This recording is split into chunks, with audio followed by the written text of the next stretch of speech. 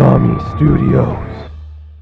Department of Truth, Issue 3. My love and admiration and just respect for James Tynion IV continues to grow with each book he releases.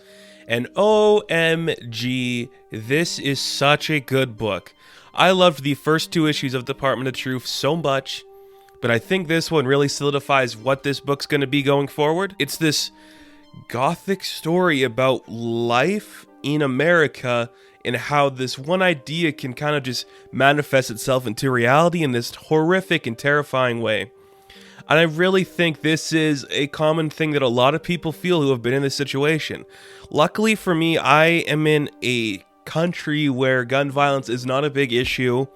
Guns are still very prevalent in where I live, but it's not like as big an issue as it is in America. So just reading this book, I understood a lot of it, what it was talking about, but it's just like, this is really hard to read sometimes.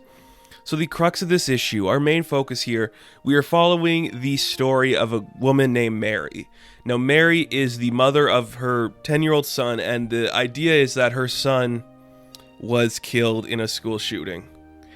And then as the story progresses, this idea kind of comes into play that some people online are saying that the shooting was a hoax and that there were all these crisis actors. Now, the idea of a crisis actor, for those of you who don't know, is the government, or the leftist government, of course, that hires these people, in this situation be like young kids, to portray these very empowering situations where messages would be recorded, videotapes would be recorded, or that kind of stuff, to like fake this idea of a crisis.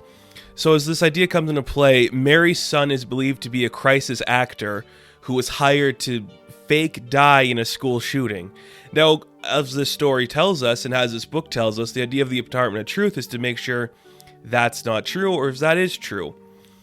Now, I really like this book because it doesn't tell you the truth or not.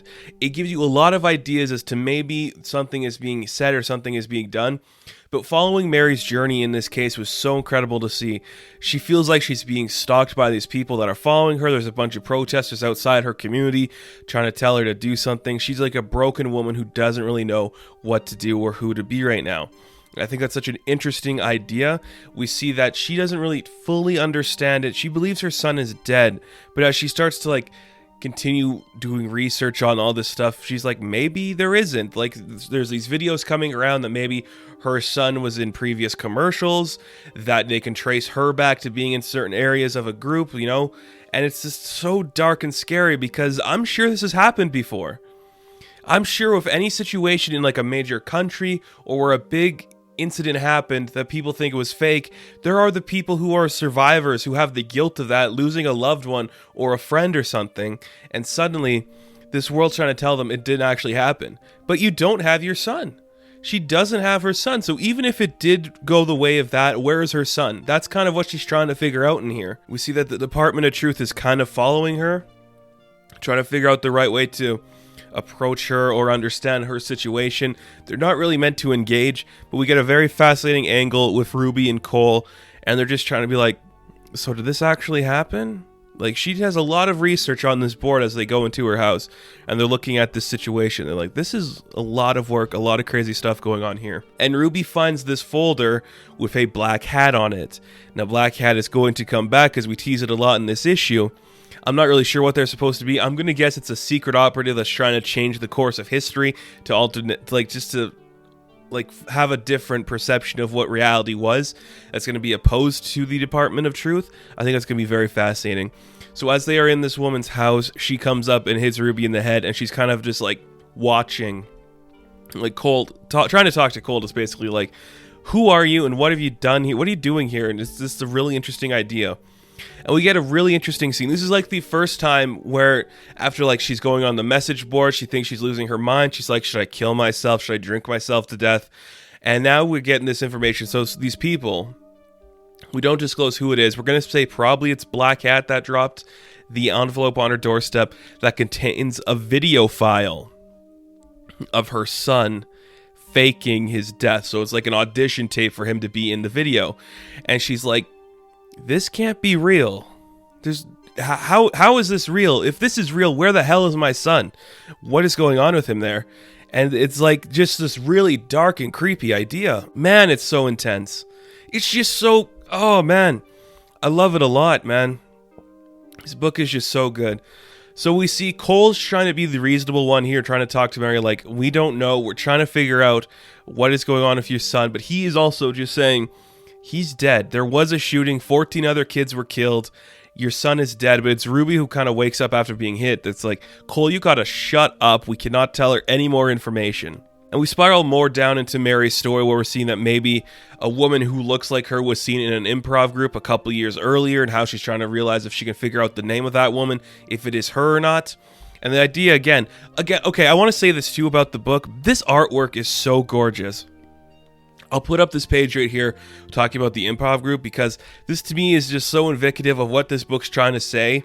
You got the American flag in the background, the stars are guns, there's a woman's head on the television holding the body of a dead boy, and the gun is pointed at the boy. I'm like, that is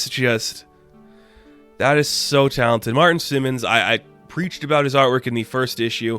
I'm going to preach about it again here. It is just so indicative of what this book needs to be.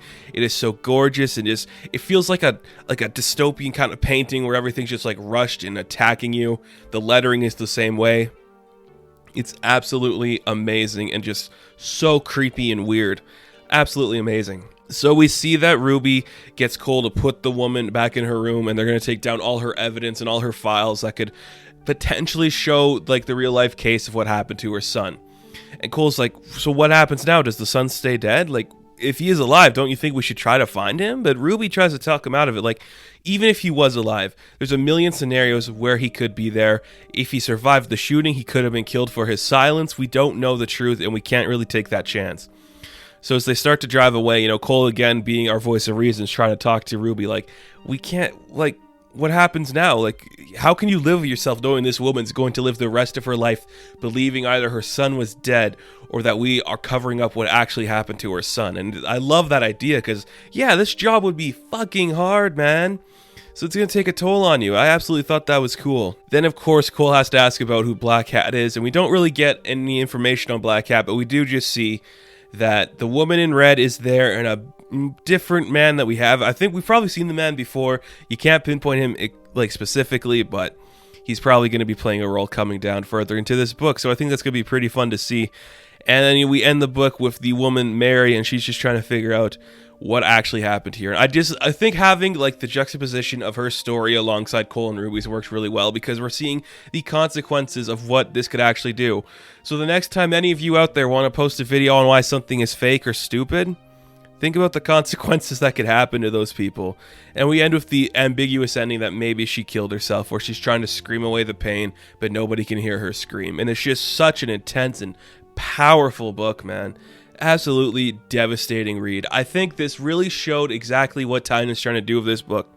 He's not holding his punches, okay? He's going all in, hitting you with everything he's got. He doesn't care if you're going to feel, if you're going to cry, if you're going to be mad at him. It's like gun violence is an issue in this country. If people are saying these things are fixed or a hoax and we have crisis actors, there's real life consequences to those actions. You better believe it, sister. That is intense. I absolutely loved this issue. This continues to be probably my favorite book of the year. The artwork, again, so creepy, so weird, but it's such a good book, and I think everybody should read it. So Department of Truth, issue 3, I am going to give a 10 out of 10. Now, thank you guys so much for watching this review. Be sure to like and subscribe to the channel. And as always, you can check me out on Instagram, Patreon, Twitter, all that good stuff. And I will catch you in the next one. Have fun. Stay safe. Good luck.